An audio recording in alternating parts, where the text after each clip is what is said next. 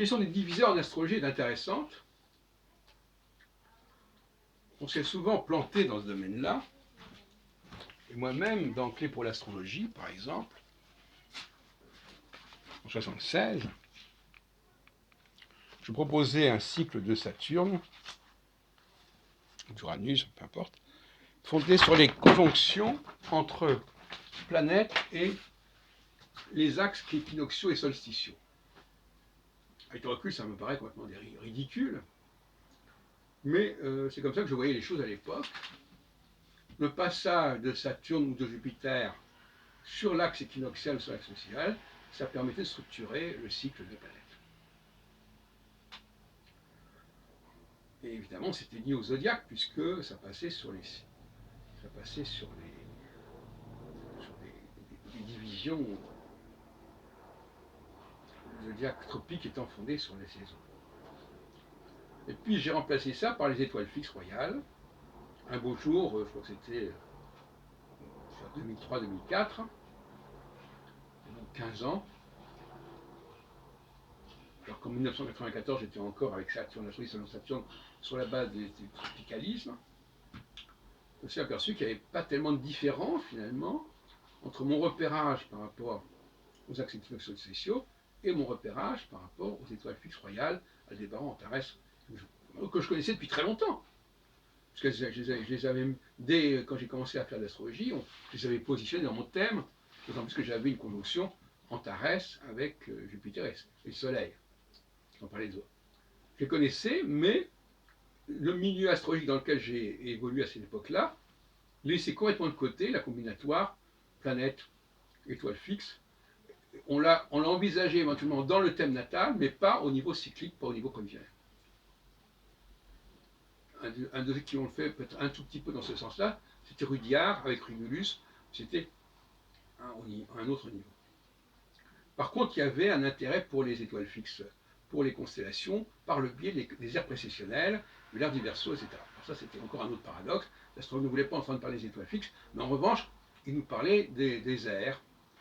Et j'avais publié en 1979, 3 ans après mon bouquin qui est pour l'astrologie, un collectif ramenant beaucoup de monde du milieu astrologique, le Gratin Mercurique, qui s'appelait Aquarius ou la Nouvelle Ère du Verseau aux éditions Albatros, qu'on peut trouver maintenant en ligne sur Script. Bon. Donc, et d'ailleurs 15 ans plus tard, j'ai toujours pas convaincu les astrologues d'utiliser l'étoile fixe royale au niveau prévisionnel.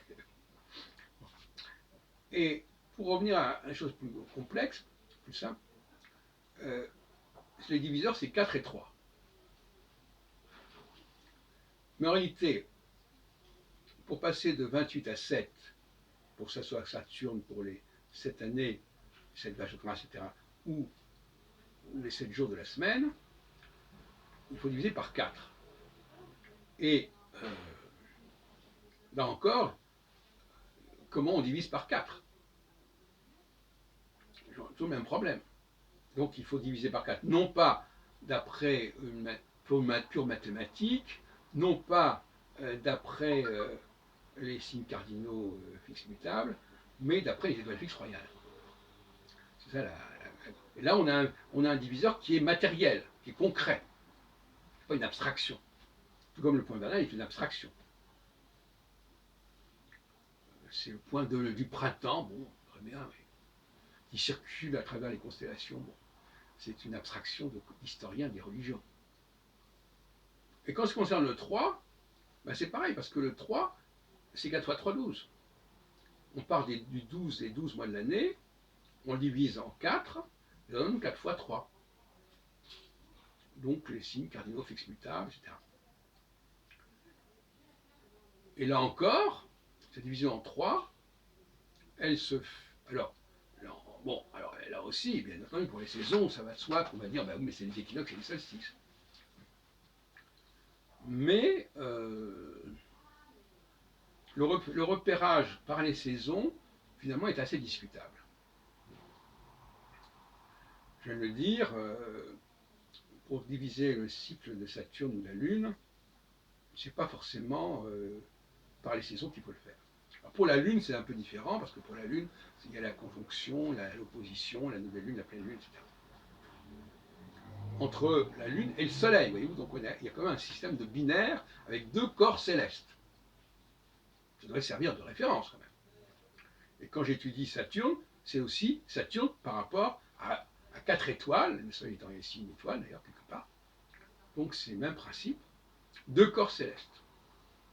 Mais avec Barbault, on était resté à l'idée de deux corps célestes de même nature. C'est-à-dire tous les deux mobiles, mouvants. Mais non, il faut dans les deux corps célestes, il y en a un qui doit être fixe ou relativement fixe, et l'autre qui doit être beaucoup plus rapide. Et c'est là que ça devient intéressant. C'est ça qu'a manqué André Barbault dans son travail. La fixité, c'est quand même intéressant.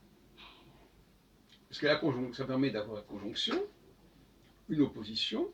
Alors moi j'aime bien actuellement employer l'expression de apériger quand il y a une conjonction entre l'élément rapide et l'élément lent, et apogée quand l'élément rapide s'éloigne singulièrement de l'élément lent. Et c'est là qu'il trouve toute son importance. Alors là, il y a aussi une question d'interprétation de ce que c'est conjonction-opposition, mais en réalité, c'est lorsqu'il y a l'apogée, c'est-à-dire que lorsque la conjonction se résout en une opposition, ou en tout cas en une disjonction, que là, l'astre est au plus puissant. Ce n'est pas la conjonction qui rend l'astre puissant.